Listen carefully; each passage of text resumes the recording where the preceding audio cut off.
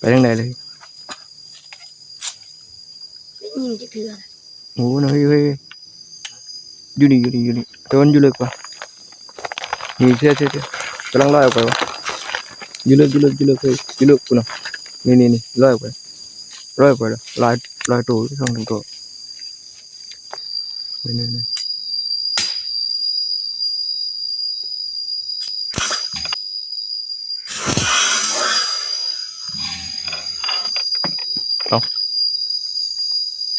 เอาถูกเหรอเอาก็ยังถูกเลยลึกกว่าตัวบัวได้มาเข้ามาทางไหนเดี๋ยวใส่แว่นกันตัวจะมีปลาขึ้นในเดี๋ยวช่วงมันนี่โมหูจักเด้อคือมืดแต่ว่าใส่แว่นกันบ่ใส่แมงหรอกยิงแบบนี้แหละไปเราลุยไปน้ำกันครับมีเต็ม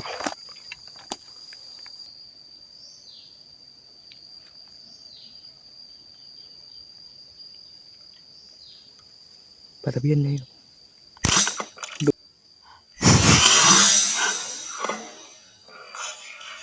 โดนของใหญ่โดนของใหญ่แล้วท่านผู้ชมเอ้ยของใหญ่แล้วโดนของใหญ่แล้วโอ้ดูวิ่งโอ้โหดูวิ่งเอ้ยอยู่ไหมของใหญ่อยู่ใหญ่น่าจะมี3-4อ่ะดูท่านผู้ชมเฮ้ยหาเบิ่งตอนเพื่อนเอาขึ้นเด้อครับ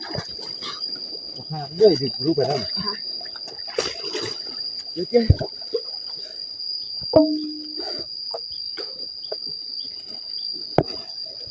ได้บ่ประเด็นนะลูกดอกบ่ได้อยู่ในป่าบ่อยู่นี่เนาะ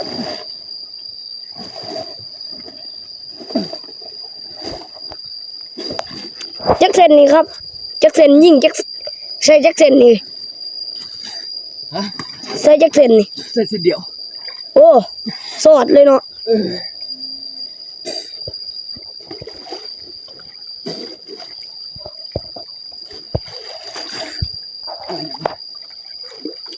เดี๋ยวนี่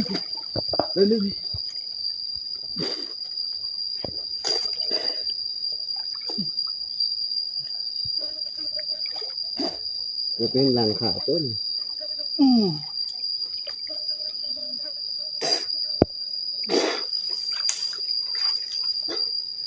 เจ้ากูคือฮะกาพี่กองไว้ก่อนก็ได้เดี๋ยวปิดคลิปก่อนครับตอนนี้ดูดิก็สิว่านี่2คลิปแล้วได้เฮาเอ็ดนี่เฮาหากระทาลงยานี่รู้เดี๋ยวอู้พี่ดอกแกเที่ยวไรแกดอกพี่ไปก่อนนะตะกะไปก่อน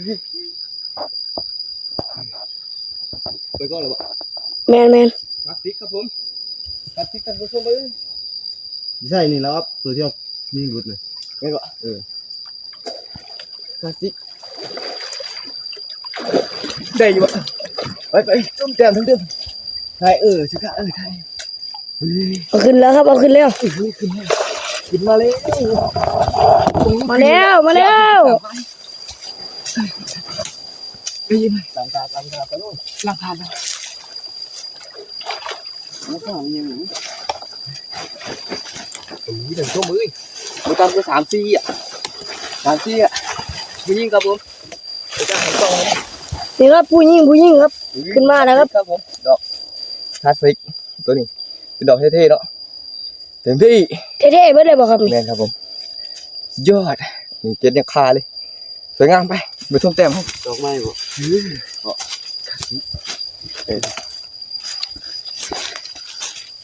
ใหญ่ครับใหญ่เป็นได้10ว่ะฮะเต็มเลยครับนี่ครับเกือบเบิดกระบอกอะสาย80 เมตรเกือบเบิดกระบอกอุ้ยสุดยอดแจ๋วมาเดี๋ยวถ่ายรูปให้ได้ด้วยครับเอา